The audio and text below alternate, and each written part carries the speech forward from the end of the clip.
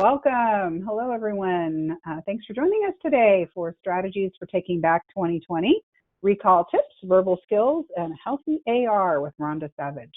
My name is Leah Chatham. I'm going to give you some introductions here in just a minute, but before we do that, I wanted to take a second just to walk through a few key housekeeping items.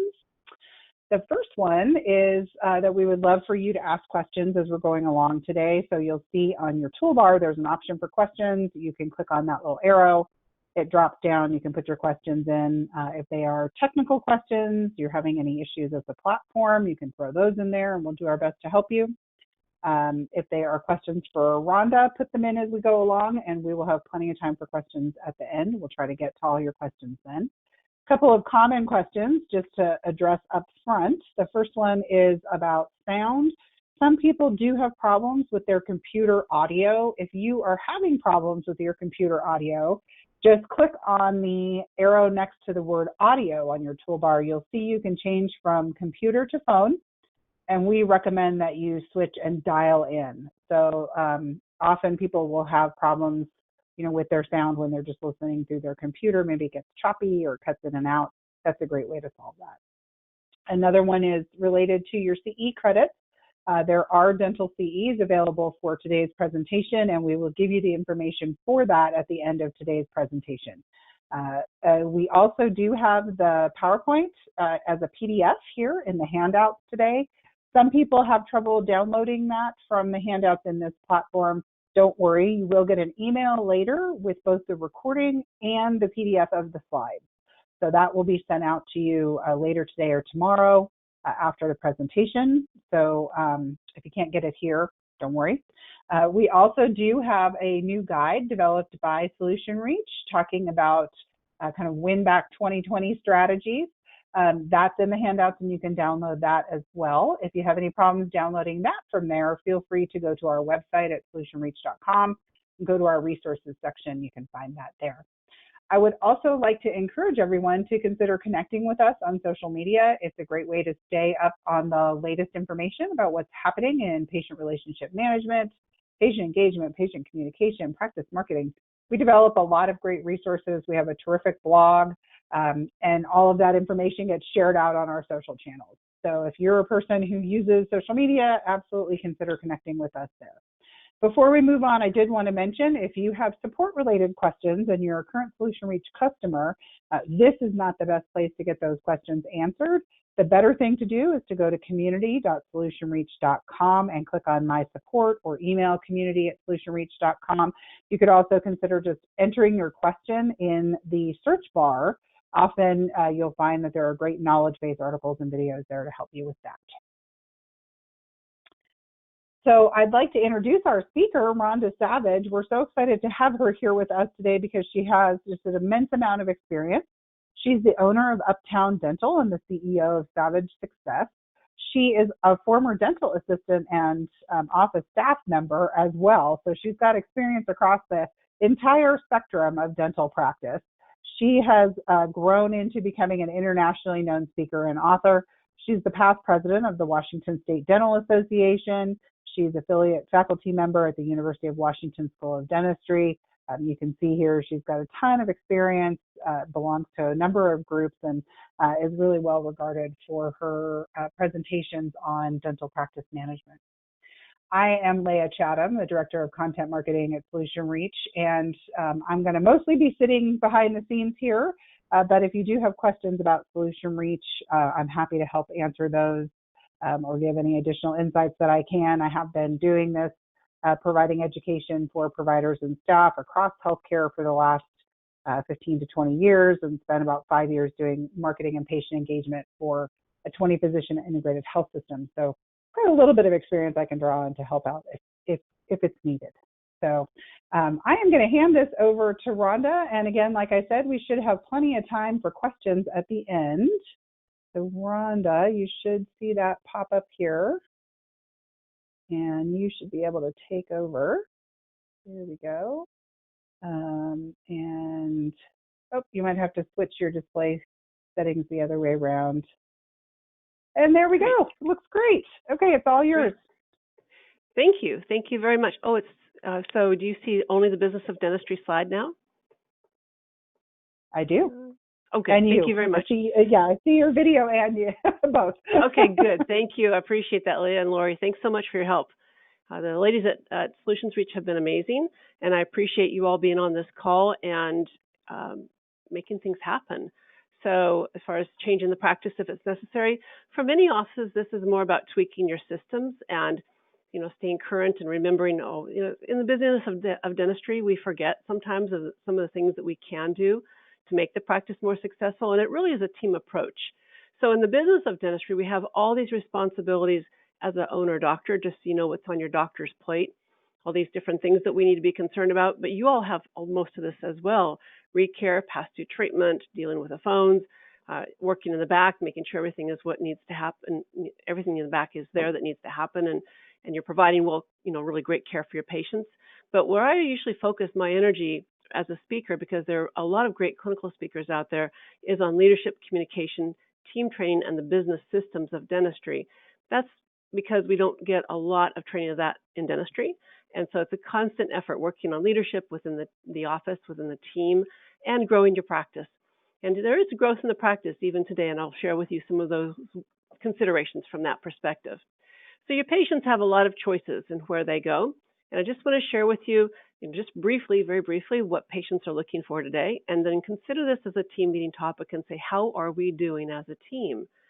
So number one thing people want is friendliness.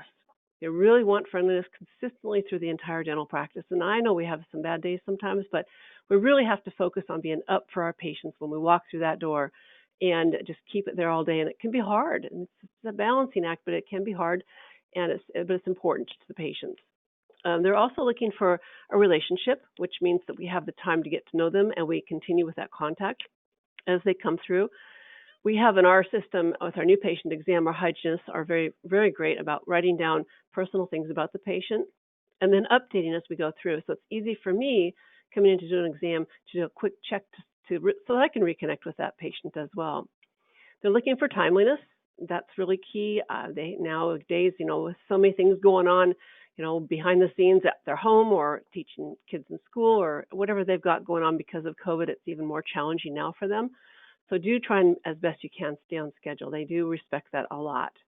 And they're also looking for a good atmosphere. If your schedule is nuts and you're running late and behind on a consistent basis, that's a scheduling issue. So consider having a team meeting about the schedule and say, okay, how can we do better if this is happening within your practice?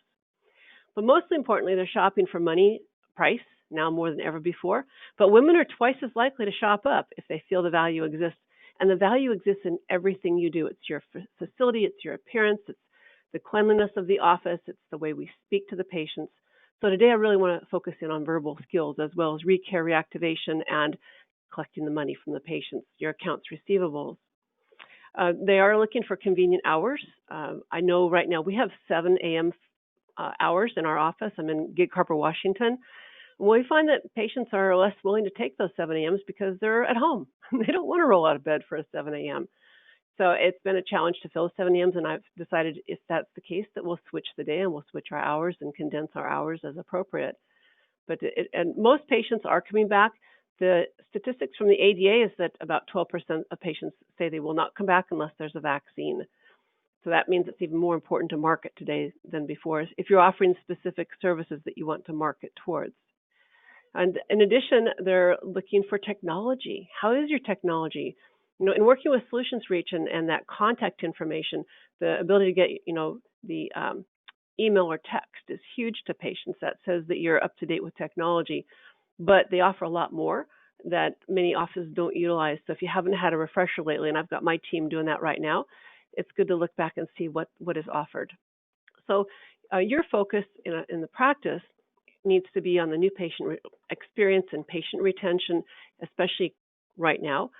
Treatment plan adoption so that you have that case acceptance, and then asking yourself, how can I solve the patient's problem for them? That new patient experience is crucial. That's something that is a good team meeting topic to come back to and continue to ask, how are we doing?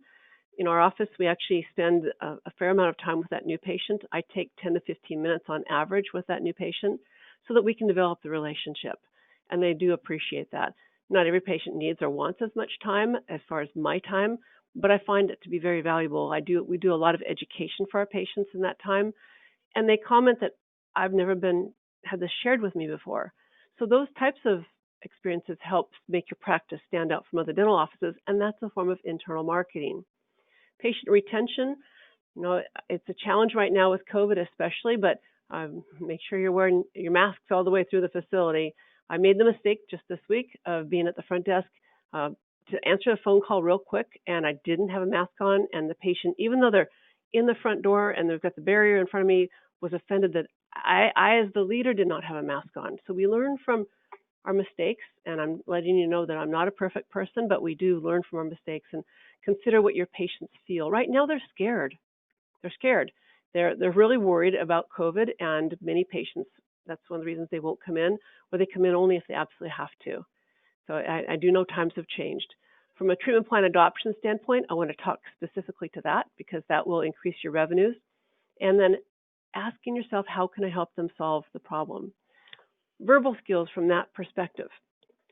I'd like you to write these things down if you don't have them, but the good thing is that you will have notes. You'll have the slide deck from the word slides that I'll be speaking about. You also have the recording, so you can take notes from there as well. The things that patients worry about. They worry about the cost of dentistry. They worry about the pain that they might have if they don't have the dentistry done. And they worry about having dentistry done. So they're fearful of dentistry many times. They don't want to spend the money or a combination of both. And they're also concerned about what they want to have done, or they want to know what they need to have done and why. The why is more important than anything else. So addressing the patient's concerns, fear of money, fear of pain, and the cost of untreated dentistry and how that marches on. They do worry about these things, and I want to give you some verbal skills so that you can address their needs in ways that they understand.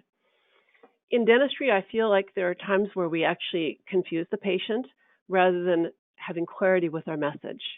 And these shoes are meant to represent a high-end shoe store. My daughter and I both love shoes, and these are her shoes actually, and she lives in New Zealand, so when I used to get to go and actually speak in person, I would wear her shoes because they're half size bigger. And when you're on your feet, it's nice to have that extra room for your feet to swell up as you're standing there speaking. But the reason I share these is that the high-end shoe stores and Apple stores have figured out how to increase sales and decrease returns. Returns have not increased is a better way to put it. When you're checking out with the shoes or in the Apple store, when you go to an Apple store, they send you over to the area where you need to be. The person meets you there. They help you select what you need, and then they swipe you right there. What they figured out is that if they get you to pay right there, rather than standing in line at the counter, sales go up. And I do that when I'm buying shoes. If I go and I see 3 pairs of shoes that I really like, then I think, well, I don't need 3 pairs of shoes, but I love shoes. So I'm going to go ahead and get these, and I'll return 1 or 2 if I don't like them. Well, I already know I like them. But going in and standing in line at the counter, you can change your mind on what you're going to purchase. So sales have gone up, returns have not increased. This is called what they've learned to do is shortening the sales cycle. How do we in a dental office shorten the sales cycle rather than lengthen it? Well, let's talk about lengthening first. How do we lengthen it? Well, we make the patient wait for the hygiene exam. First, patients hate to wait for the doctor's exam after hygiene because they know it's a short appointment and they already have their head of the car driving down the road and they want out of there. They're ready. They want to go. So if you make them wait, they'll be less and less patient to hear your message as a doctor. And so I think it's important to consider that patient. If you can get in there early, that helps. When I walk in, the hygienist will say, oh, great, the doctor's here. Now you won't need to wait at the end for the exam. So we make it about the patient rather than conveniencing me. Many times I do it as a form of convenience for me so I don't keep my restorative patients waiting. Another way we lengthen the sales cycle is we keep the patient waiting at the front desk while the wonderful front desk person has to go in the back and ask for information that wasn't in the chart notes so that she can answer the patient's questions. That lengthens the sales cycle, and it makes the front desk look unprofessional and stupid. That's how they feel. So that's a discussion for a team meeting. Are we keeping the patient waiting up front because the chart notes aren't complete in the back? The other thing that happens with these patients is that In hygiene, if we don't talk about incomplete treatment and the patient presents to the front desk and your wonderful front desk says, we need to go ahead and take care of the fillings the doctor has recommended. I like that word recommended, not the words the doctor wants to do. It's the word is recommended. So the doctor recommended treatment, we need to take care of this. And the patient says, what treatment? They didn't talk about that. I don't know what you're talking about. In the patient's mind, the need for dentistry is very short-lived. When they leave, they're into their world. Dentistry is not their number one priority, and it's easy for them to forget about pending treatment. If the back team doesn't discuss the need for the pre-diagnosed treatment that's sitting in the patient's record, the front desk will have a hard time selling the dentistry. Now, technically, the back staff are the sellers, and to me that means create value for the dentistry. So the front desk are the closers. Just to correct what I just said, the front desk are the closers. If you don't sell in the back, which means creating value, good luck getting the deal to close up front. So I have some more to say about this topic, but I want to continue on with the slide here. One of the things that we can do to shorten the sales cycle is to practice the last 30 seconds. The last 30 seconds begins at the chair, with a doctor at the chair or with a hygienist at the chair. In order to do this well, the better thing to do is not touch the up button on the dental chair, doctors. What happens when you touch the up button on the dental chair? The patient pops out of the chair because they're ready to go, the bib is off, and they want to go to the front, and the chart notes aren't done. So instead, a systematic approach. And it's hard for me to remember to do this as much as I know, because in dentistry, we're so used to touching that up button. I have to put, my controls are next to my tray panel, and so I put a sticky note on top so I can't touch the up button.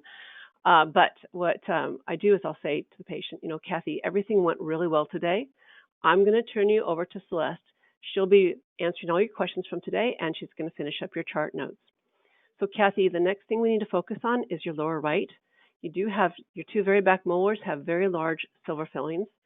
You've broken the teeth and you have cavities in both teeth, so they need to have crowns. There's not enough tooth structure to support another filling. And really important you take care of these as soon as possible. I don't want those teeth to break because that may necessitate you having to have to spend more money on dentistry, and you could have more discomfort. So again, stress what the patient's fears are and what are our answers to the solution, getting the treatment completed.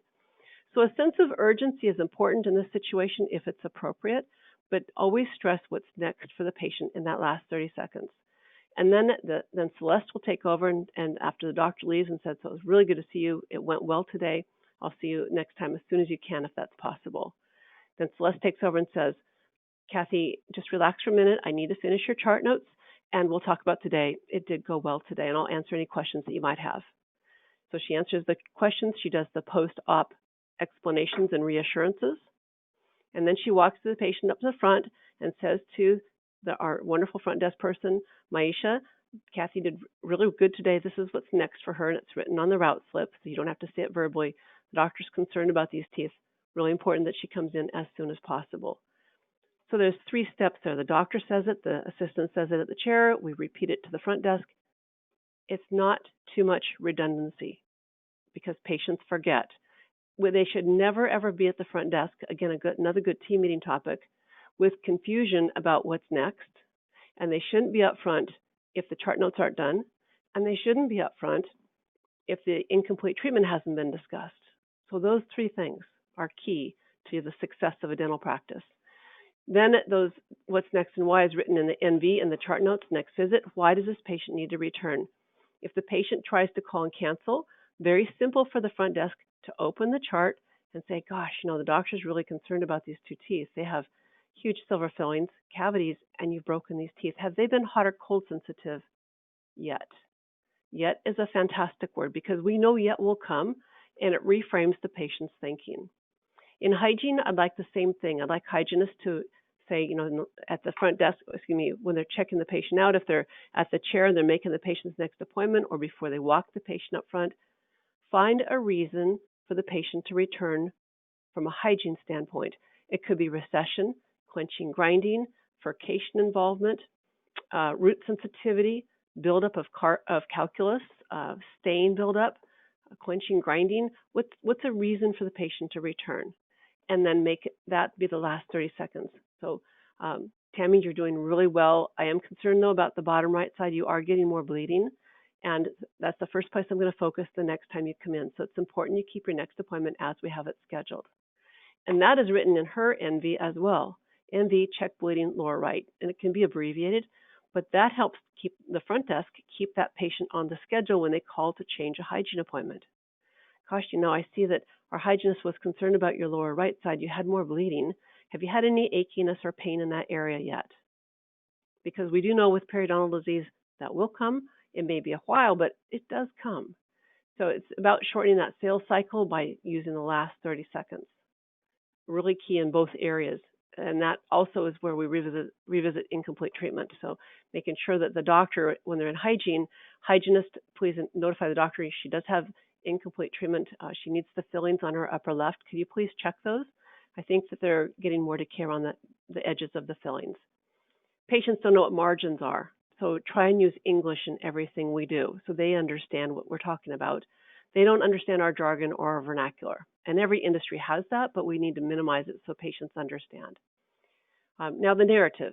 The narrative at the time of diagnosis is a really key thing to obtain. So because this increases the value of dentistry to the patient as well as the last 30 seconds. The narrative serves 5 purposes. If we have the need for a narrative, what is it for? It's typically for crown and bridge, implant placement, perhaps splinting or bonding periodontally loose teeth.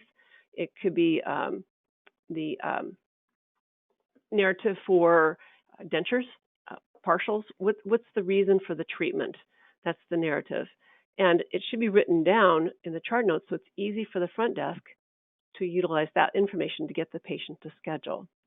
So there's 5 reasons for the narrative. The first is I want the patient to hear it. So if the doctor says, so Mary, Samantha needs to have the fillings on her upper left definitely completed. And, Samantha, these fillings, the cavities will keep getting deeper. Unfortunately, they just keep marching on once they reach a certain point. And the thing with fillings and cavities is they don't hurt till they get near the nerve. And we don't want that to happen. We need to take care of this now because it is into the softer part of the tooth. And so I'm going to have my hygienist help the front desk get you scheduled to get those taken care of. And that's a good phrase. Patients don't realize that cavities don't hurt till they get near the nerve. We don't want that to happen. And they don't think that way. They think because it doesn't hurt, it doesn't matter. It's not important. We need to reframe their thinking. Now back to the narrative, we need it for the patient to hear it. The front desk needs that written in the chart notes. Why does this treatment need to be done so that she can talk to the patient about getting scheduled as well? If the patient says, well, I don't know, are those fillings cosmetic? That's because they don't remember even from the chair to the front desk why they need things done. She can look and say, oh no, you have decay in those teeth, you have cavities, and they will continue getting bigger. We need to take care of these now while they won't be as much of a cost for you. If they continue getting bigger, you're going to be into more and more of an investment. So address the patient's concerns about finances. The third reason for the narrative is we use it to help keep the patient on the schedule when they try and call and cancel. And then the fourth reason for the narrative is you need it for insurance anyway. Insurances are demanding more and more information now about fillings. Where was the decay? So these topics really are a good team meeting topic. Now, the fifth reason for the narrative is if you have another doctor in your office, we want that doctor to know why you made the diagnosis. Let me move this over there. Okay. Okay, so let's talk about how do we get people back in the door. The treatment plan tracking form. If a patient approaches the front and they know they have incomplete treatment and we present it at the front desk again, if the patient says, I really need to think about this. I need to talk to my husband about it, and we need to look at our finances. I'd like you to say, I understand how you feel. This is a technique, the feel, felt, found method. Understand how you feel means you've listened to the patient's concerns. In the past, when I've had medical treatment done, some of mine's not covered by medical insurance. I felt uncomfortable.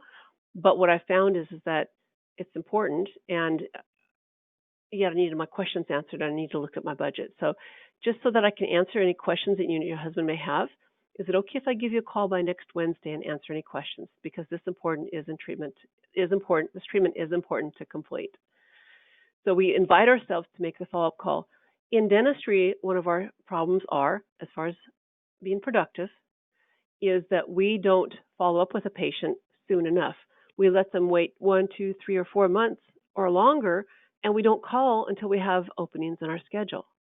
We should be following up while the iron is hot and the discussion is still fresh in their mind within 3 to 5 business days. So a treatment plan tracking form can help you follow up, and I'll explain that in a minute. The other reason for the treatment plan tracking form is to find out if you have situations in the office that need to be resolved, and I'll explain that. Now, from a treatment plan tracking form, I would also like you to invite yourself to follow up if the patient says, when you offer to make this scheduled appointment for the patient, oh, you know what, I need to check my schedule. I'm so busy, I'll have to check my schedule. Again, invite yourself to make the follow-up call by saying, absolutely, I know how busy you are, but if I haven't heard from you by next Wednesday, is it okay if I call you? Because it's really important we get you scheduled for this treatment. We do not want the decay getting deeper or risk you breaking that tooth. So is it okay if I give you a call by next Wednesday and we'll get you scheduled? So you invite yourself to make the call. These patients that have those concerns, I need to check my schedule or I need to think about it, especially those patients, we need them tracked on a tracking form, and it's a very simple spreadsheet. You can create this yourself. I can send it to you if you're interested, but it's simply the date, the patient's name, what treatment was diagnosed, how much outstanding dentistry is there too. You can do that if you want to. You can do it in a dollar form if you want, or you can write down the treatment. It's meant to be a quick, simple form to return to, though. The next column is, did the patient schedule? Scheduled? Yes, great. Put down the date of the appointment. If they didn't schedule, why not? So the next column is, if not, why not? And if you get incomplete treatment wasn't discussed in the back repetitively, that's a good team meeting topic. We have to really come back over and over again and reinforce these concerns in the practice. But if not, why not? If the patient says, if it says, I had one office I worked with, the if not, why not was WCUB, WCUB, WCUB, will call us back. That meant that the front desk, that was the person at the front desk who was at the front desk at that time, was not doing the job of asking and creating that appointment for the patient. So it's a good team meeting topic. If finances are a concern, if they've maxed out their insurance, want to wait till the new year, then this is a report I'd like the doctors to be looking at and seeing the activity of the front desk, because if you see that there's finances are a concern and the patient shouldn't wait because of the length of time until the new insurance year, then that needs to be readdressed with the patient. So the treatment plan tracking form is a really good follow-up form. The final column is what action was taken for this patient, what was the follow-up, and try and follow up within 3 to 5 business days. It does take time and energy, and it also takes focus. Focus is huge. This is my daughter, Caitlin, as a professional soccer player. She ended up going through Florida International University on a full ride and then going professional Australia, New Zealand, Iceland, and the U.S. When she was in high school, a freshman though, she didn't want to be in goal. And so when the team would practice shots on her in goal, I was noticing she was just standing there. She was bored, as she said. Well, how do you think it makes your teammates feel if you aren't interested in even trying to stop their shots? I said, so this is a team approach, and this is what I'm sharing with you right now. All these topics are a team approach, but it's also about focus on where we can make a difference as a team member. So let me address hygiene for just a minute. Hygiene is critically important. The recare and reactivation process in the dental practice, very, very important. It's not just the cleaning, and that is a phrase I would like you to focus on when the patient calls to cancel a hygiene appointment at the front desk. Now, all these verbal skills I'm talking about, I would like you to clarify that it's okay with your doctor. You know, some doctors prefer something else said, and I don't mind that. It's just that this is kind of a foundational type topic. So patients think it's just a cleaning. When the patient calls to cancel, you can actually head off that objection or head off that thought in the patient's mind to keep them on the schedule. And you can begin your responses. You know, I realize many patients think that that's just the cleaning process, but it is so much more. Our hygienists are checking for oral cancer. They're doing an oral cancer screening exam. They're also making sure that there's no lumps or bumps that don't belong. It's really more of a complete head neck exam and looking at your throat, your airway. It's more than just teeth. We're looking at the health of your gums, which can also impact the health of your heart. So while it's a shorter appointment, it is a very important appointment. Is there anything I can help you help you to keep you help you to help? Is there anything I can do to help you keep this appointment? Is what I'm trying to say. Sometimes my brain goes too fast and I stumble over my own words. But is there anything I can do to help you keep this appointment? So try and keep that patient on the schedule by speaking the objection right up front before you try and say, oh my gosh, our hygienist was looking forward to seeing you today. Is there anything I can do to help you keep this appointment? See, the patient will already be thinking, well, it's just the cleaning. So that's why we head them off in advance. Now, recare and reactivation. Let's talk about that. Contacting patients today is more important than ever before. They appreciate the email and the text confirmation and information that they need to come in, that they're past due. But the phone is still the gold standard.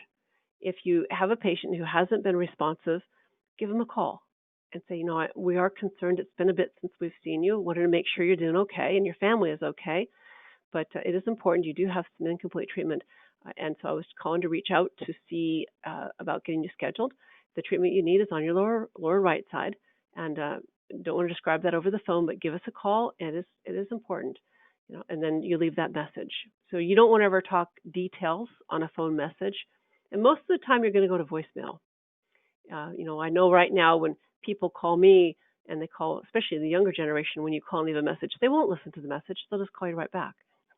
So at first it was frustrating, but now it's the norm. So you leave a message though, or they think it's a robocall. They can think that as well. So recare and reactivation, calling those patients, getting them back in the door. Focus on running a report for 1 year past due and go back through that whole year. It does take time and energy, but it can fill your hygiene schedule, which will make you more productive. If you're an office that is overbooked with hygiene, you don't have enough hours in hygiene, it's either a time for more hygiene if you want, but that can increase busyness in the office, and sometimes doctors don't like to do multiple exams, or a time to perhaps get another doctor in the office if you have room for expansion. Or it could be time for you to eliminate participation in insurance, the lower paying insurance companies that affect the least number of patients.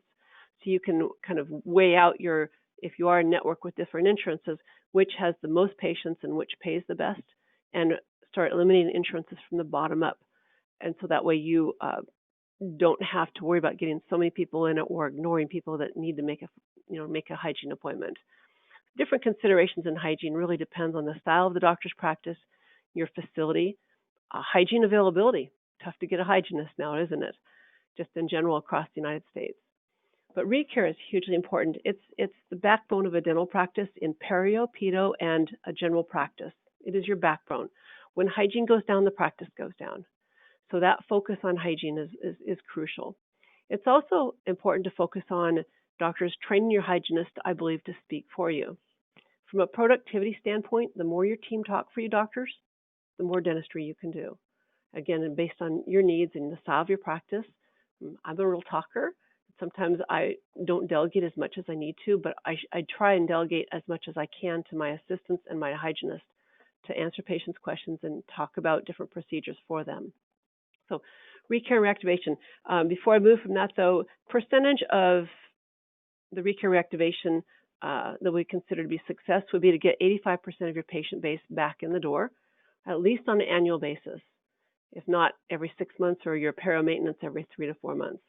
How many patients can a hygienist take care of? One hygienist, one 4-day-a-week hygienist can take care of 800 to 1,000 patients. So what that means is roughly for every 200 patients in your database, you can support another dental hygienist.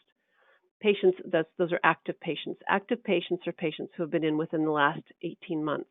We consider that to be active. So you can run a report of all patients in the last 18 months and compare those patients to how many hygiene appointments you actually had during that time period, and divide by the one by the other and see how many you're seeing on a monthly basis. So what's your recare percentage? Now, telling a story in hygiene, the expectations of communication of your hygienist doctors. Many hygienists are incredibly wonderful, but spend much of their time talking socially.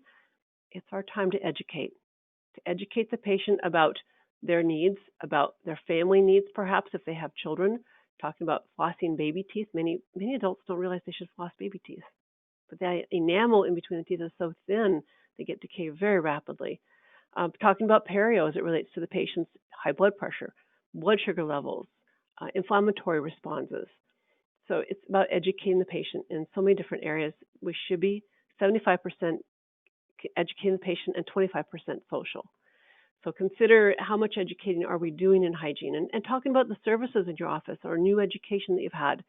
In our office, we do a lot with snoring and sleep apnea, as well as TMJ, headache, migraine patients, which today go hand in hand almost with the stress of today's world. But we are constantly talking about how we can help our patients, and that's incredible. That is a form of internal marketing.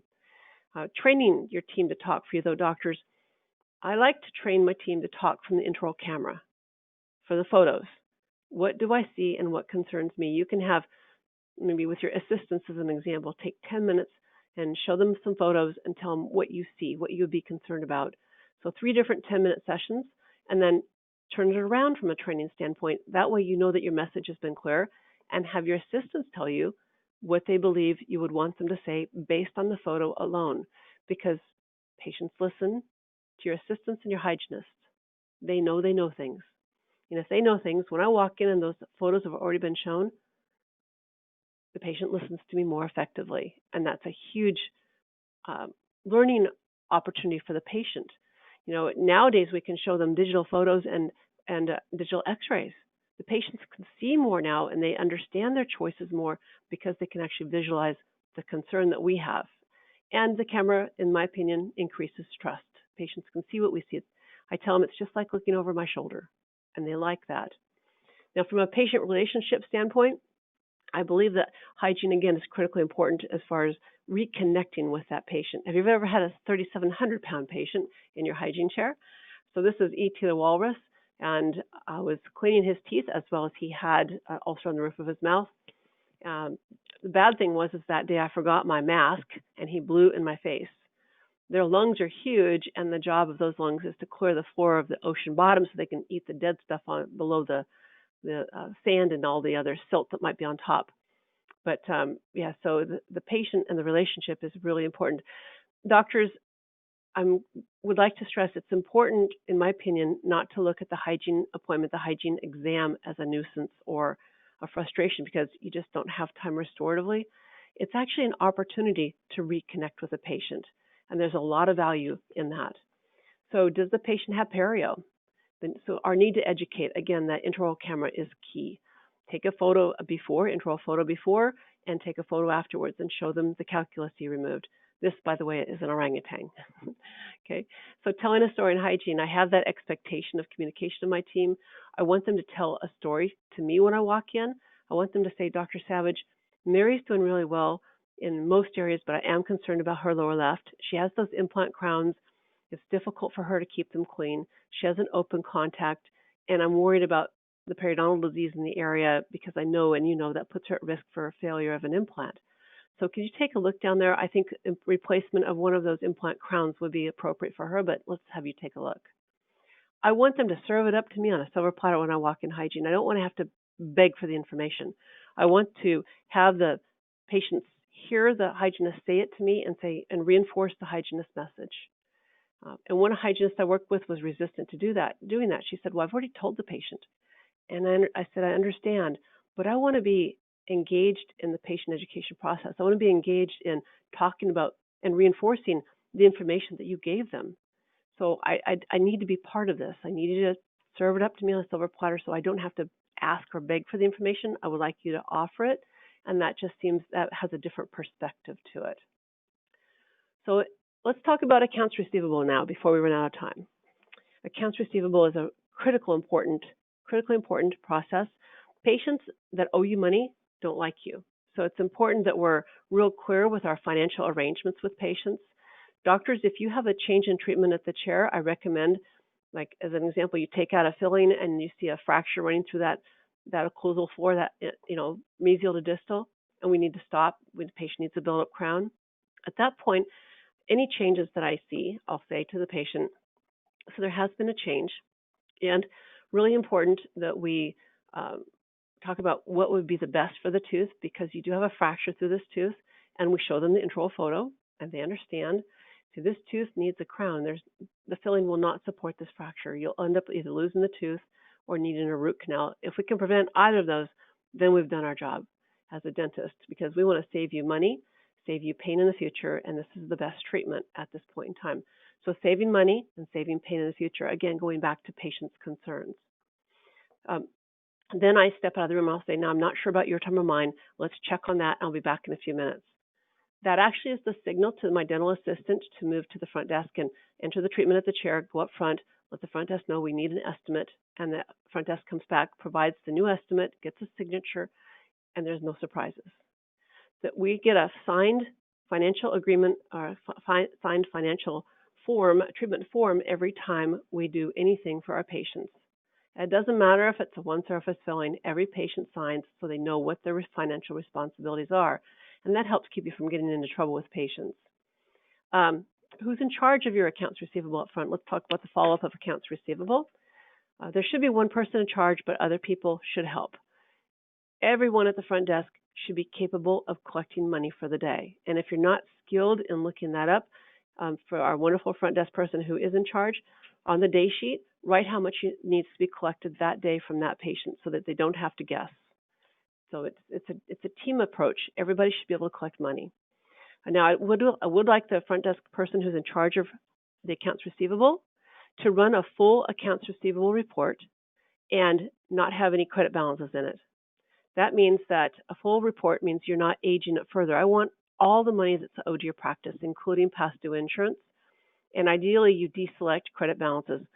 If you do that still and it doesn't work, if you look in your final amount of money that's owed your practice, if there's a negative sign or a dollar amount in a bracket, that's a credit balance. Run a credit balance report, and you're going to actually add that amount of money to the total amount of money that's owed you. So an example of that, if your accounts receivables are $100,000 and you've got $10,000 of credit balances in that report, your accounts receivables are actually $110,000 because the credit balances artificially make your ARs look better than what they are. Then I would like you to go down the 90-day and over column. And I want you to, and on that report, I want you to write down the status of that patient. Are they on a payment plan? Are they current? Are they in Invisalign or ClearCorrect and they're making payments? Are they headache, migraine, TMJ patients making payments? How are they doing with their status? And we know that some of those types of treatments, like medically billable treatments, take longer to collect. You can also make a separate list of all medically billed treatment that's in your accounts receivable. And if the accounts receivable are high because the doctor said the patient can make payments and didn't make arrangements with the chair, the patient might think that that payment arrangement is $10 a month. So I believe in deferring to the experts at the front desk in this regard. Have a payment option at the front desk that you decide on and let them manage it, because we also tend to give away a lot of dentistry. Not that it's bad to give away dentistry, but if it hurts your ability to give raises, if the team don't get bonuses, if you're having struggles with making the overhead meet up with overhead, giving away dentistry randomly can hurt the practice if it's too much. So do you review the report, the accounts receivable report, doctors, on a monthly basis? You should be. And I want the front desk to ideally be jumping on any past due insurance claim at the 30-day mark. So your accounts receivable includes past due insurance. I would also like you to run an accounts receivable aging report, run the whole report, and start from anything that's in the 90 and over and make sure you address that claim right away and follow up. And it takes time and energy and training. Many times we're thrown into a role without training. And this is, my husband used to work up at Prudhoe Bay. The experienced electricians wore a white hard hat, and the new people that were in training wore orange hard hats. They were pumpkin heads. We throw people into the roles of these processes at the front desk, oftentimes without training, and I'm hoping that this recording will help train people up front. So you're going to run a full aging report, no credit balances. Your goal is to be only, of all the money that's owed you, only 1/2 to 1 month of gross production would be what's on the books. And your 90 days and over are no more than 2 to 4% of the money owed you. And the 60 days and over are no more than 4 to 6%. So, excuse me, yes, that's correct. So 2 to 4% should be your 90 and over, and 60 days should not be more than 4 to 6%. So your practice is a business. I recommend that you treat it like a business, even considering your marketing. Look at logo changes through the years for Starbucks, keeping the essential elements, but still current with the times. Look at your website from that standpoint. Video websites where it's at. If you want to, you can check out my video website at Rhonda, that's RHONDA, at Uptown, UPTOWN, uptowndentalgigharbor.com. That's Rhonda at uptowndentalgigharbor.com. Now, I know the challenges you face is training and skills, finding that time to do training and develop skills. Focus, making sure you have the time, your team have the time to focus on those jobs like accounts receivable and the recall and reactivation reports. And I know you're faced with increasing competition. What I'd like you to do from this presentation is to identify one thing that you're going to do, implement it and improve on it, and then select the next thing. I'm a goal-oriented person, and I hope that this has been helpful for you. And so at this point, I want to turn this back over to Leah for questions, and I appreciate you being on this call. Thank you so much.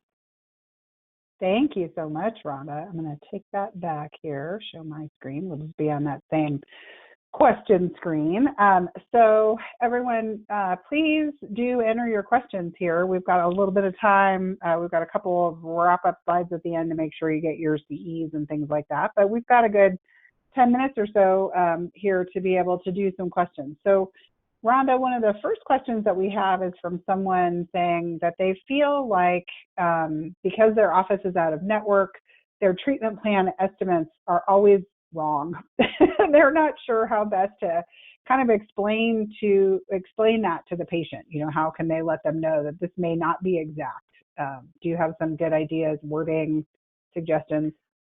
That is a real challenge when we're not in network and we're trying to provide them an estimate. The only way that they can really get an accurate estimate is to contact the patient, to contact their HR person, and contact the insurance company directly. What we do for those patients, and I hope this is helpful, is we provide them with the treatment plan, and that has the codes, the dental codes, and the CDT codes, and highlight the codes that they need to ask about for this upcoming appointment, what the coverage will be. So they're clear, the patient is clear about what insurance will cover. The patient can make notes and share that with you. And the reason we need the patient to do that, so important that we explain that up front, is they won't talk to us. Many of these plans where you're not a network will not give you the information that's accurate. And it's really key that, especially in this day and age, patients want more accurate estimates. And with that being said, if the patient, just a verbal skill, if the patient's calling on the phone, new patient wants to come in and ask the question, you know, do you take my insurance? And you're not in network, you can say, we're not a contracted provider for this particular plan, because we believe that all of our patients deserve the same quality of care, and we don't want to skimp on the materials we use or the laboratory that we use. We want the best for all of our patients. And so we're not a contract provider, and we will submit this for insurance reimbursement for you, but we would need your help in verifying if you're concerned about specific finances, and you verifying with the insurance company with the proper codes, the diagnostic codes that we would provide you to check on what your benefits will be, because we never want a patient to be surprised. And they really appreciate you feeling that way, that we never want a patient to be surprised. But using that phrase, we're not a contractor provider, rather than we're not a preferred provider. Well, why aren't you? That's preferred sounds good, doesn't it? I like that, Rhonda. We're not a so contract provider. One word makes a difference, doesn't it? One word does make a difference. Yeah, you can actually slam it a little bit like this with a sneer. You could say that we're not a contractor provider. But you know, it's important that I believe in being honest on the phone. There are some advisors out there that say just get them in the door, and I disagree with that. I think it's an embarrassment for the patient. Even if you give them the discounted fees the first appointment, they come in and they find out you're not in network, they will feel like it was a bait and switch. They'll be angry. They might not recognize it but that's how they'll feel. So I do believe in being honest up front on the phone. Yeah. Well, so that's a great transition to the next question, which is, how do you work with your staff to improve their verbal skills and teach them some of these kinds of things, right? Like the variations in word choice, or, you know, how to get across the right sentiment. Are there some good training skills or suggestions you have for that? I'm actually working on a verbal skills book right now, and that my goal is that I also have the audio with it so people can actually hear it being said, because it does make a difference how it's said. One of the things you can do is create what we call verbal cue cards. Verbal cue cards, and I'll explain that to you here. There's 3 different types of verbal cue cards. Oh, where's my paperwork? I always forget one, so I actually printed it. One would be the pre-treatment and post-treatment explanations that you want your team to have.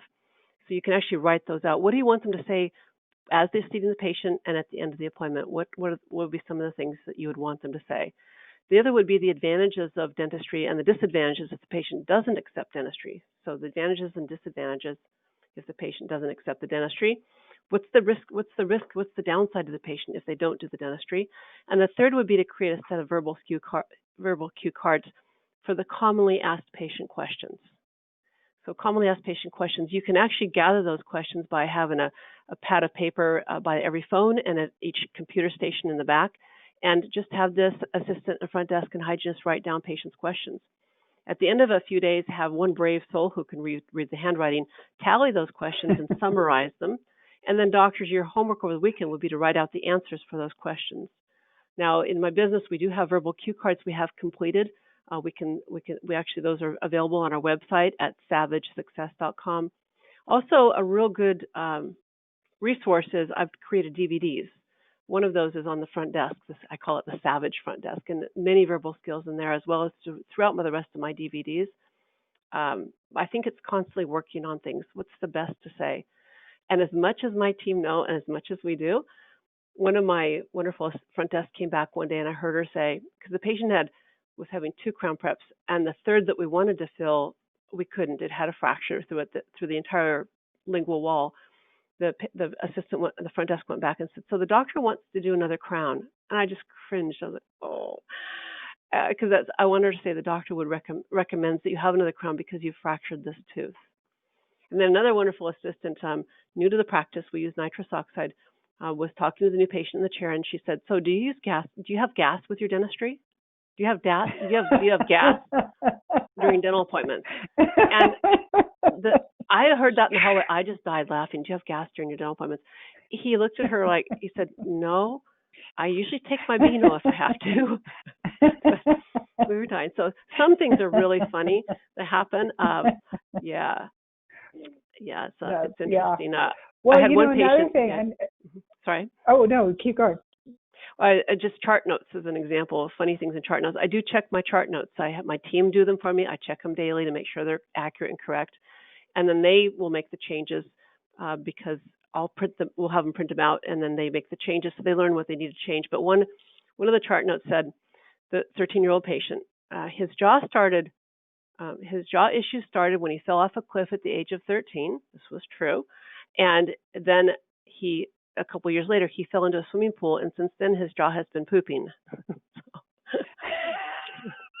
There's a lot of humor in dentistry. I think just bringing that up, I think it's really important we keep morale up, especially in this time. It's a real hard time to keep morale up, but working on these things, we can improve the practice and the patient base and the satisfaction of our patients. We can grow a practice still even in this time, but morale is huge, and so I think one of the things that does improve morale is knowing what we can fix, what we can change. And these are 3 real key areas of the office: communication skills, recare, and accounts receivable. So what do we need to change in our practices? Yeah, and I'm guessing you might recommend this too, but one of the things that we often suggest is, practice with each other, right? If you write down, you have these things, and it's great to role play and practice as a team to get comfortable with, how you respond or how you tell someone something or how you word something or what do you do if someone responds a certain way, right? It's always, you can never have enough practice and training, I think, for people to get comfortable and feel like they know it, they understand it. It's very true. Very true. Like if you're gonna do a treatment plan as an example, and you're presenting a financial treatment plan at the front, say the patient, the doctor is concerned about these teeth. There are different ways we work with patients from a financial standpoint. We do work with an outside healthcare company like Care Credit, and we can make this fit your time and budget. But the best is to do these 3 teeth together. And this would be what insurance would cover. This would be your responsibility. We do bill insurance as a courtesy for you, and we'll wait on reimbursement for a certain period of time. So your responsibility would be $3,000. We would need half down to start and half to complete. Will that be okay for you? That's a really key phrase. Will that be okay for you? You want the patient to state objections, because some patients, out of guilt or just wanting to get out of the office will go ahead and book an appointment, but they have no intention or they don't have the finances. They think it'll come to them, but will that be okay for you? Gives you the chance to say, well, let's think about doing perhaps a tooth at a time. Try and find one thing that they're going to get done and get them to do one thing, even if it's a tooth surface filling. Get them to do one thing, because about 50% of people are hesitant. You have to earn their trust. They're worried about finances. They're worried about spending money, and they're worried about what we call loss of security. So start with one small thing if you need to. So anyway, Leah, and that's again with the training. No, it's like, I think that's again with the training thing. Try to think of what all those potential kind of comebacks can be, and what are some of the common things patients say, and let your team think about those and prepare. Somebody has asked if it's better to keep training your in-house team or to outsource to like a professional front desk or call center or something like that. What are your thoughts about that? I think it's really key to do both, to continue reinforcing the office what needs to be done. But people do listen to people differently that are from the outside. And doctors, you may be saying this all along, and all of a sudden, I'm the brilliant idea. It's just that people grab things at different points, and different finer key points, as far as especially communication, are often learned from all kinds of sources. Reading books on communication, I do that constantly, as well as other business. But I want to step back also to your question earlier for a second, Leah. I would agree, people practicing role playing, it's uncomfortable at first. What you need to do is you memorize it, then you internalize it, and you say it in your own way. But that's the process of being able to say something, is you memorize it, internalize it, and then say it in a way you're comfortable. And that's that learning process. So role playing does really help in that role, in that process. Yeah, I agree. I've seen that quite a bit in my experience too. So one person has asked, and this is, you'll obviously understand why I like this question, but she says that they primarily communicate with a lot of their patients via text, and they're wondering if in the case of treatment plans, they should still do a phone call first, even if they usually are talking to most of those patients using text. Patients like the convenience of text. They'll look at a text in 3 to 6 seconds, where email, it takes 3 to 6 hours, and a phone call, it's questionable if they'll answer. So what you could do is invite them to make a call, so that you can go through the details in a way that really helps them understand what the concerns are, what the financial responsibility would be. So in text, you want to keep it short and simple. You can't get real complicated. And I really recommend that you go through the treatment plan in person before the patient leaves, rather than trying to email it or send a copy of a treatment plan to them after, because it can shock them. It can blow them away. They can be overwhelmed. They don't understand what they're looking at. So I really believe the treatment plans should be presented in person, and then you can revisit it as appropriate with questions via text or email or phone calls if it's too complicated. Text is meant to be simple, not real long. Yeah, I think it seems like it's one of the things we've often suggested to people from the billing side is it gets complicated from a compliance perspective to do billing using text messaging, but you can do those text messages that say, hi, Bill, can you please call our office and ask for Barbara? She needs to discuss something with you, or, those kinds of things where you're sort of trying to initiate a phone call type conversation by sending them a text message. Sounds like a similar approach is pretty effective for this kind of thing as well, where it's like, we really need to follow up with you, but it's a complicated conversation. and if somebody doesn't respond to your calls, and they haven't paid on their bill, just add a 0 to the balance and mail it on a statement. Oh, yeah, that's good. I think we got to most of the questions. If we didn't, I'm going to show you Rhonda's contact information here if you want to follow up with her about something. I'm going to switch slides. Here is all of Rhonda's contact information. As we mentioned, you'll be getting a copy of the slides and getting the recording, so this will be in there. And it's also in the handouts if you want to download it from there. And so if you would like to follow up with her about something, obviously you're welcome to do that. Same goes for us. We would be happy to chat with you more about how Solution Reach can help with some of these things. As you probably guessed, if you're not already a Solution Reach user, we do offer a platform for text messaging, which can be used for things like reminders and recall and surveys. The two-way real-time text messaging, sort of as I just discussed with Rhonda, can be used for things like, hi, we need to follow up with you about something, give us a call, or can we give you a call, or, when's a good time to talk about this, or whatever the case may be. It's also great for things like park and text waiting, which a lot of people are doing right now, or for pre-screening for COVID for patients who are coming in, for following up with patients if they haven't confirmed an appointment, sending out a quick personal sort of text message, hey, we haven't heard from you, just want to make sure you're coming in today, those kinds of things. So if you're interested in learning more about how we can help you, we are doing a $75 Amazon gift card right now. You can go to solutionreach.com/webinar-offer-savage. You'll get all of that information. All of that information will be included in that follow-up email as well. So you get the recording, you'll get the slides, you'll get a link back to sign up for a demo if you're interested in doing that. Also, as you're exiting the webinar today, there is a survey. We would love to have you fill that survey out, and anyone who does gets entered in a drawing for a pair of AirPods. So it's a great chance, too, to let us know if you would like somebody to follow up. If you are interested in getting more information, what you thought of the webinar, and also future topics. We're always interested in hearing about what you'd like to know more about. So if you'll take a minute just to do that, we'll throw you in that drawing for the AirPods. And if you have any additional questions for us, these are the emails to use for that. If you're a current customer, community@solutionreach.com, and if you are not a current customer, sales@solutionreach.com. So thank you so much. Somebody's asking again where to get Rhonda's contact information. When you get the slides or the recording, you'll see this slide here towards the end, or you can quickly jot this down. And I'm sure she'd be happy to chat with you about how they might be able to help.